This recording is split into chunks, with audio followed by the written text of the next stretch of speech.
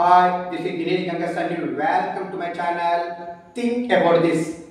తెలంగాణ రాష్ట్రంలో కాంగ్రెస్ ప్రభుత్వం అధికారంలోకి వచ్చినప్పటి నుండి నేటి వరకు గ్రేటర్ హైదరాబాద్ పరిధికి చెందినటువంటి జిహెచ్ఎంసి ఒక పని విషయంలో మాత్రము చాలా తొందరగా చేస్తున్నట్టు కనబడుతుందండి.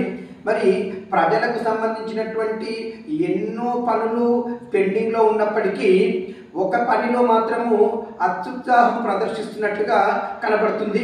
అది ఏం లేదండి, కాంగ్రెస్ ప్రభుత్వం అధికారంలోకి వచ్చినప్పటి నుండి నేటి వరకు జిహెచ్ఎంసి పరిధిలో ఉన్నట్టు ఎక్కడైతే బీఆర్ఎస్ సంబంధించినటువంటి బ్యానర్లు కావచ్చు, ఫ్లెక్సీలు కావచ్చు, వీటిని తొలగించడంలో అంటే త్వరగా తొలగించడంలో చూపెట్టే శ్రద్ధ ప్రజల సమస్యలని తొలగించడంలో మాత్రం చూపెట్టట్లేదు అనేది ప్రజలు బాగా అర్థం చేసుకుంటున్నారు.